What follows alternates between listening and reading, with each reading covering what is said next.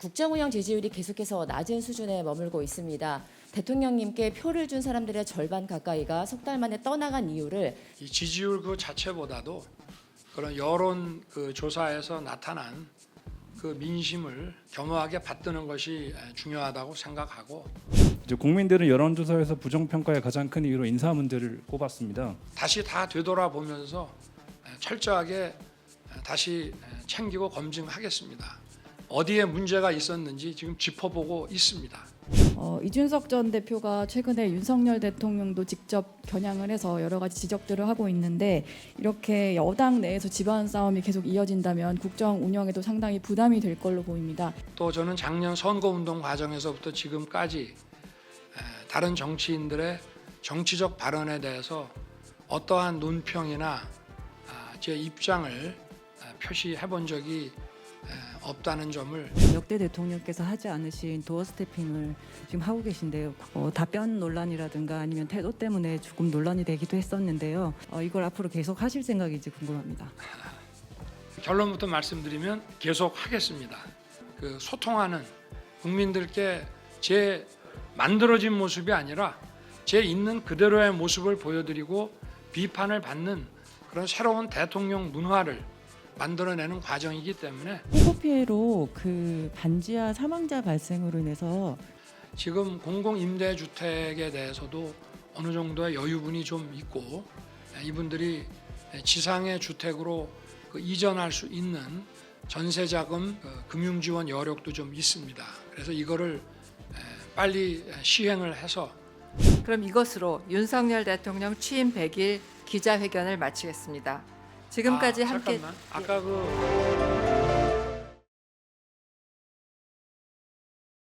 국정 운영 지지율이 계속해서 낮은 수준에 머물고 있습니다. 언론들의 분석이 많이 있었습니다만 대통령님께 표를 준 사람들의 절반 가까이가 석 달 만에 떠나간 이유를 대통령님 스스로는 어떻게 분석하고 계신지 원인 세 가지만 꼽아주셨으면 합니다. 세 가지로 말씀드리기는 제가 어려울 것 같고요. 이 지지율 그 자체보다도 그런 여론 그 조사에서 나타난 그 민심을 겸허하게 받드는 것이 중요하다고 생각하고, 여러 가지 그 지적된 문제들에 대해서 국민의 관점에서 세밀하게 꼼꼼하게 한번 따져보겠습니다. 그리고 제가 취임 후에 한 100여일을 일단 당면한 현안들의 그 매진을 하면서 되돌아볼 시간은 없었습니다만은, 이번 휴가를 계기로 해서 지금부터 다시 다 되짚어 보면서 어떤 조직과 정책과 이런 과제들이 작동되고 구현되는 과정에 어떠한 문제가 있는지, 소통에 어떤 문제가 있었는지를 면밀하게 짚어 나갈 생각입니다. 이제 국민들은 여론조사에서 부정평가의 가장 큰 이유로 인사 문제를 꼽았습니다. 대통령님께서는 왜 인사가 가장 문제라는 평가를 받는다고 생각하시는지, 그간 미흡한 점이 있었다면 어떤 개선 방안을 생각하시는지 듣고 싶습니다. 그래서 조금 전에 우리 최고은 기자님 그 말씀하신 거에 대한 답변으로 어느 정도 제 입장을 말씀을 드린 것이라고 저는 생각을 하고, 지금부터 다시 다 되돌아보면서 철저하게 다시 챙기고 검증하겠습니다. 그리고 그 인사쇄신이라고 하는 것은 국민을 위해서, 국민의 민생을 꼼꼼하게 받들기 위해서 아주 치밀하게 점검을 해야 되는 것이지, 어떤 정치적인 국면 전환이라든가 이런 지지율 반등이라고 하는 그런 그 정치적 목적을 가지고 해서는 저는 안 된다고 생각하고, 좀 시간이 필요할 것 같습니다. 제가 지금부터 벌써 시작을 했습니다마는 그동안에 우리 대통령실부터 어디에 문제가 있었는지 지금 짚어보고 있습니다. 네. 광복절 경축사에서 언급하신 담대한 구상과 관련해서 그 구상을 현실화하기 위해서 어쨌든 대화의 물꼬를 터야 할 텐데, 우리 측에서 먼저 북한 측에 당국자 간 회담 같은 거를 제의할 계획이 있으신지 궁금하고, 그 과정에서 만약에 북한이 체제 안전 보장을 요구를 한다면 그에 대한 대응 방안도 갖고 계신지 궁금합니다. 저는 뭐 선거 과정에서부터 북한과의 대화는 필요하다고 말씀을 드렸고, 다만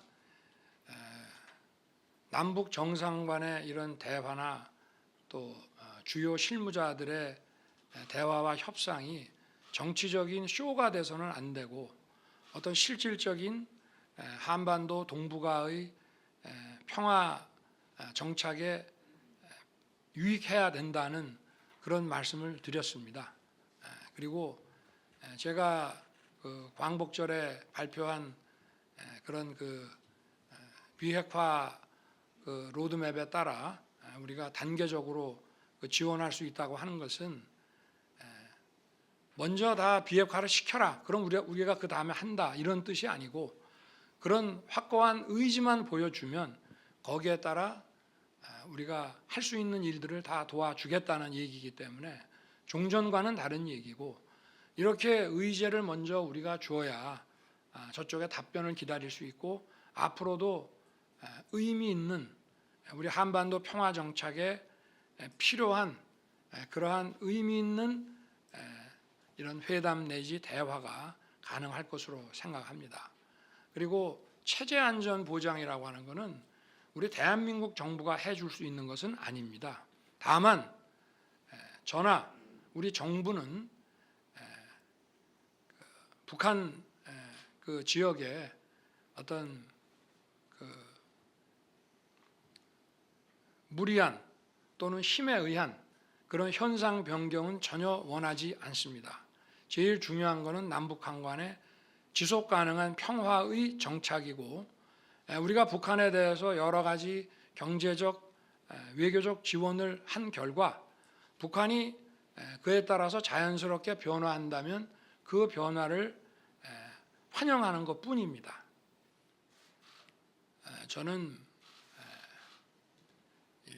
NPT 체제가 항구적인 세계 평화에 매우 중요하고 필수적인 전제라고 생각하고 있습니다. 그래서 어떠한 상황이 되더라도 확장 억제를 더욱 실효화하고 강화해 나가는 것을 우선적인 과제로 생각할 계획이고, 확장 억제에는 또 다양한 그 모델들이 나올 수 있기 때문에 북핵의 그 위협이 고도화되고 기존에 있는 정도의 확장 억제로 되지 않는다고 한다면은 이 확장 억제가 아마 그 형태가 조금 변화될 수는 있겠습니다만은 NPT 체제에 대해서는 끝까지 포기하지 않고 지켜낼 생각입니다. 네, 조금 껄끄러우실 수도 있을 질문인 것 같은데 좀 드려야 할 것 같아서 드립니다. 채널A 노은지 기자고요. 이준석 전 대표가 최근에 윤석열 대통령도 직접 겨냥을 해서 여러 가지 지적들을 하고 있는데, 이렇게 여당 내에서 집안 싸움이 계속 이어진다면 국정 운영에도 상당히 부담이 될 걸로 보입니다. 대통령 어떻게 보시는지 궁금합니다. 대통령으로서 민생 안정과 국민의 안전에 매진을 하다 보니 다른 정치인들께서 어떠한 정치적 그 발언을 하셨는지 제가 제대로 챙길 기회도 없고, 또 저는 작년 선거운동 과정에서부터 지금까지 다른 정치인들의 정치적 발언에 대해서 어떠한 논평이나 제 입장을 표시해 본 적이 없다는 점을 좀 생각해 주시기를 바라겠습니다. 네. 예, 다음 질문 받겠습니다. 투표권을 가진 회원국들이 굉장히 많습니다. 그래서 한 국가 1대1로 설득을 해서 지지를 끌어내는 것 이외에는 달리 방법이 없고요. 저희가 또 늦게 시작했고 또 이 유치 과정에서 아마 저희가 감당할 수 있는 비용이 아마 사우디가 훨씬 우리보다 유리한 입장에 있는 것은 분명합니다. 그러나 이 엑스포라고 하는 것은 모든 그 회원 국가가 자국의 그 상품을 전 세계에 가장 효과적으로 광고하고 보여주기 위한 것이기 때문에 그런 것을 해낼 수 있는 그 역량과 인프라에 있어서는 우리는 사우디보다 훨씬 우수한 경쟁력을 갖고 있다고 저는 확신합니다. 그래서 그 엑스포 관계자들도 한국이 늦게 시작했지만 아직 시간이 1년 이상 남아 있기 때문에 최선을 다해서 뛰면은 반전이 가능할 것이라고 저희에게도 조언을 주고 있고, 저희도 지금 차곡차곡 지지 국가를 하나씩 이렇게 지금 이끌어내고 있는 상황입니다. 무엇보다 저희는 과거에 이런 엑스포를 이번 2030과 같은 등록 엑스포는 아니지만, 그리고 올림픽도 했고 이런 국제 행사를 치러본 경험이 탁월하게 많기 때문에 저는 제가 나토에 가서도 그 양자 회담을 하면서 그 지지를 호소할 때 여러 그 귀국의 그 상품을 전 세계에 보여주는 데 있어서 대한민국만큼 확실하게 그 광고를 해줄 수 있는 그런 인프라를 갖춘 경쟁국은 없다. 그런 점을 강조를 해왔고, 막 그런 차원에서 열심히 하면은 저는 가능하다고 생각합니다. 그리고 이것이 주는 경제적 그 효과가 워낙 크기 때문에 저희가 결코 포기할 수 없는 것이고 최선을 다해야 한다고 생각합니다. 과거사 중에서도 강제 그 징용 문제 그 해결 방안에 대해서 질문을 하신 것으로 이해가 됩니다. 강제징용은 이미 우리나라에서는 대법원에서 확정 판결이 나왔고, 그 판결 채권자들이 그 법에 따른 보상을 받게 돼 있습니다. 다만 그 판결을 집행해 나가는 과정에서 일본이 우려하는 그런 어떤 주권 문제에 충돌 없이 채권자들이 보상을 받을 수 있는 그런 방안을 지금 깊이 강구하고 있는 중입니다.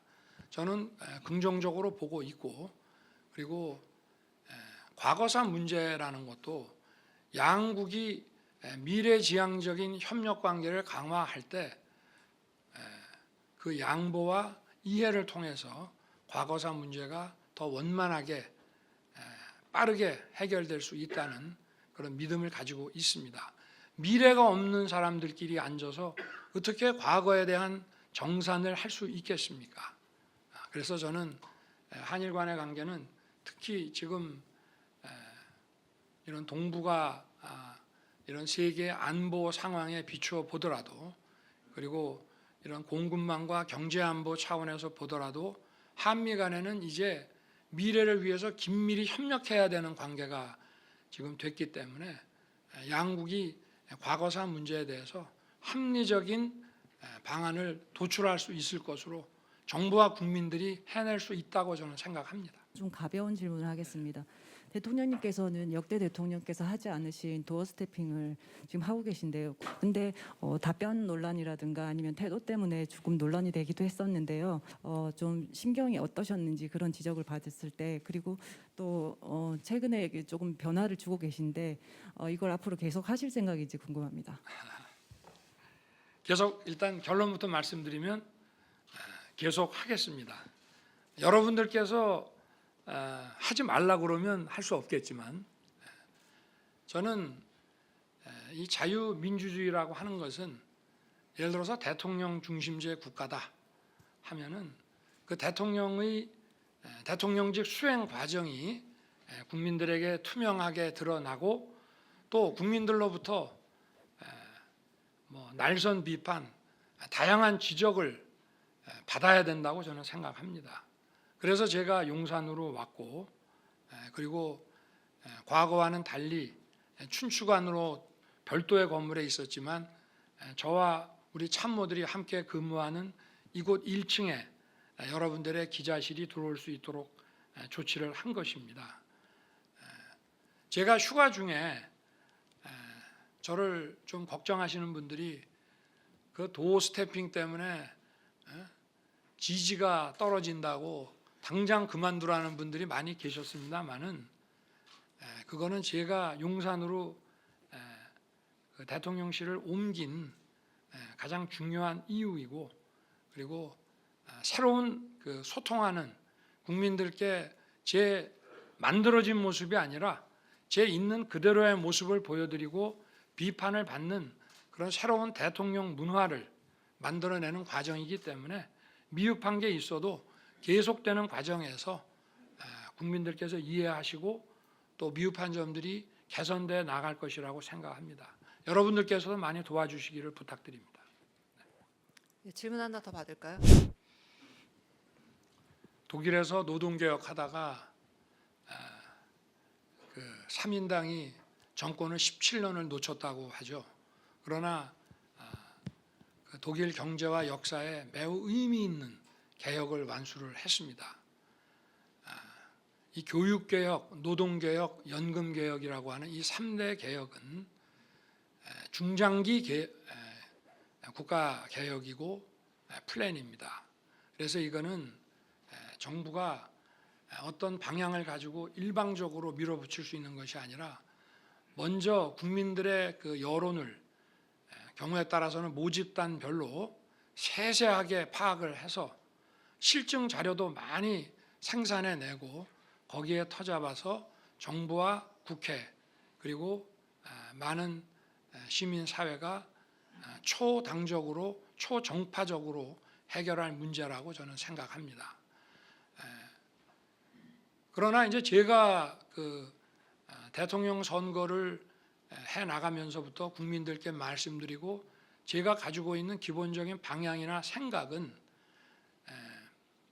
산업 구조가 변했기 때문에 지금의 노동법 체계가 과거에 2차 산업혁명을 그런 인프라를 기반으로 하고 있는 법 체계라면은 이제 4차 산업혁명의 그런 새로운 산업 구조 하에서는 그 산업 구조에 적용될 노동법 체계도 바뀌어야 한다는 그런 점 하나가 있고요. 그리고 노동의 공급이라는 것도 결국은 기업과 산업의 그 수요에 따라서 유연하게 그 대응을 해주지 못한다면은 경쟁력이 떨어지고 결국 우리나라 전체의 국부와 또 따라서 우리 노동자들에게 돌아가는 그런 그 소위 그 소득이 저는 줄어들 것이라고 생각합니다. 그래서 노동이라는 것도 현실의 그 수요에 맞춰서 유연하게 좀 공급이 될 수 있어야 된다라는 그런 측면이 하나가 있고요.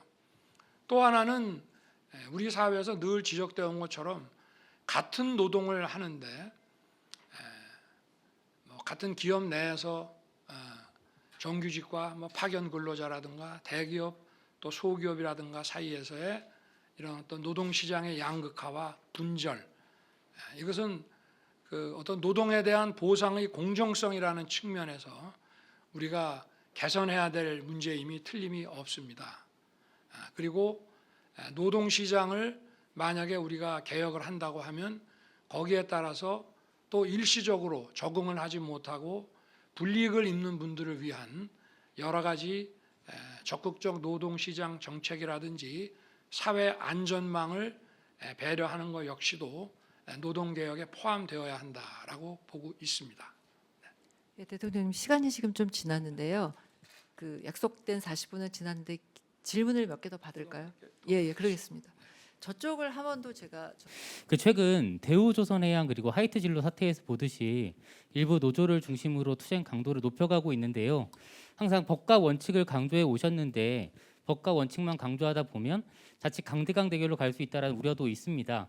법과 원칙 외에 혹시 다른 법관이 있으신지 말씀 부탁드립니다. 이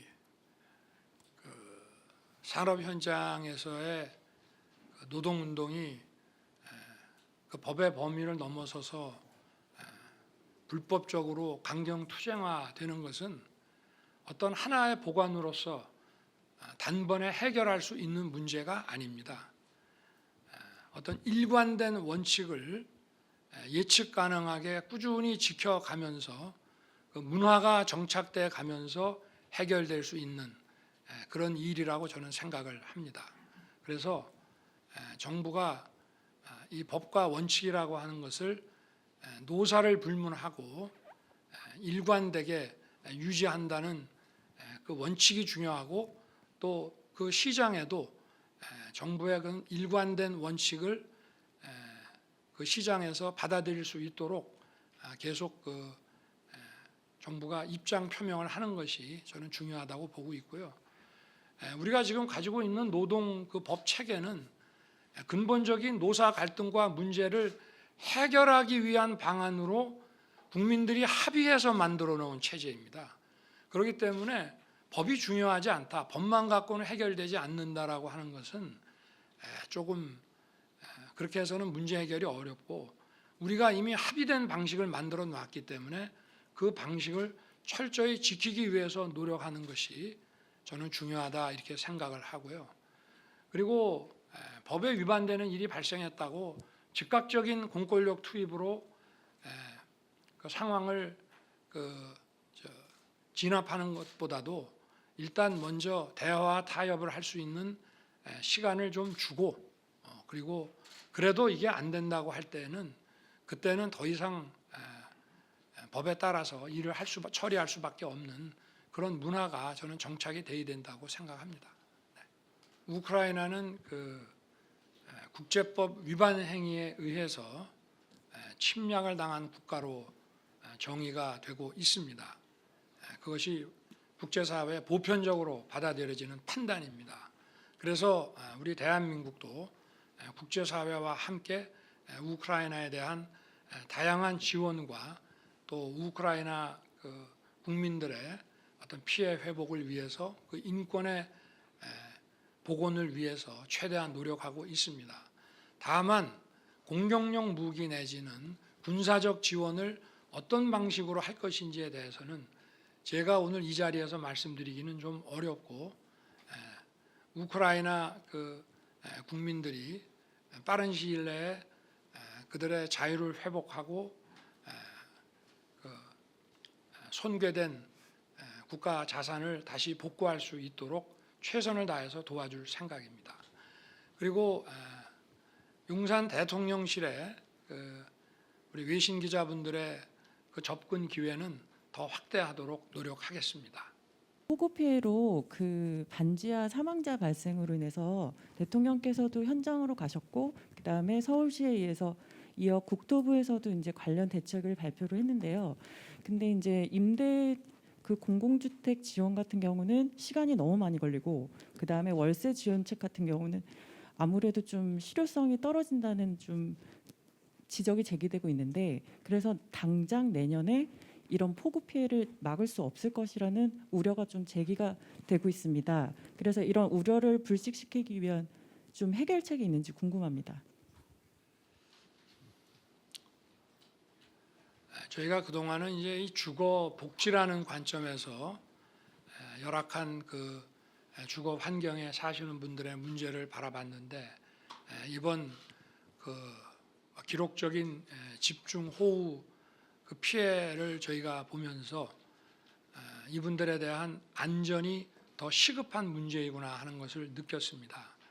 지금 공공임대주택에 대해서도 어느 정도의 여유분이 좀 있고, 그리고 이분들이 지상의 주택으로 그 이전할 수 있는 전세자금 그 금융지원 여력도 좀 있습니다. 그래서 이거를 빨리 시행을 해서 이분들이 먼저 향후에 이런 집중호우가 내리더라도 안전하게 계실 수 있도록 먼저 장치를 만들고요.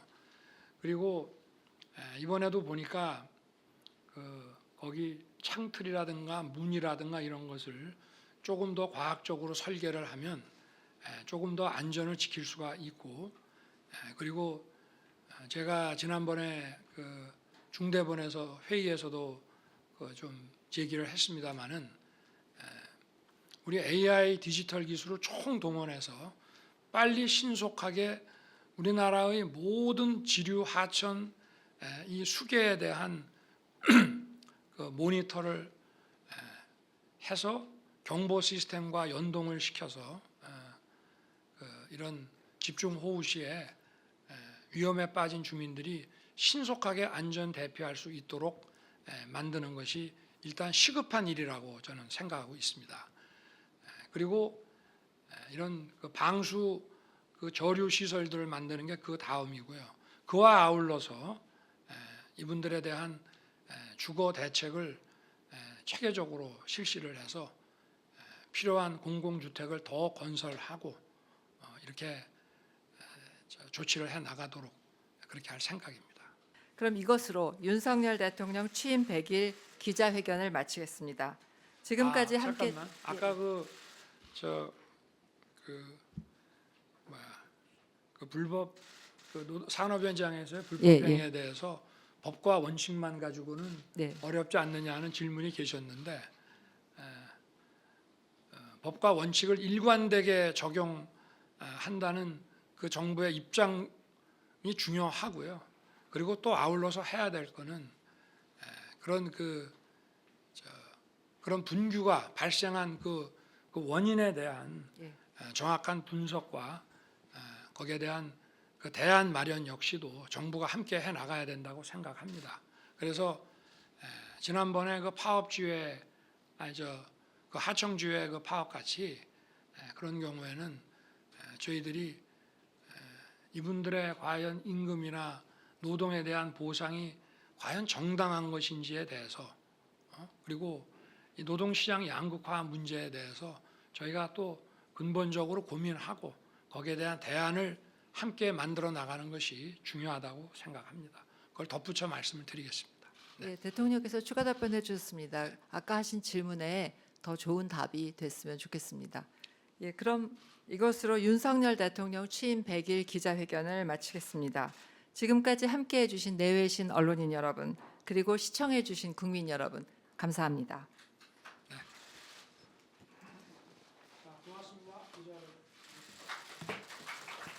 이쪽으로.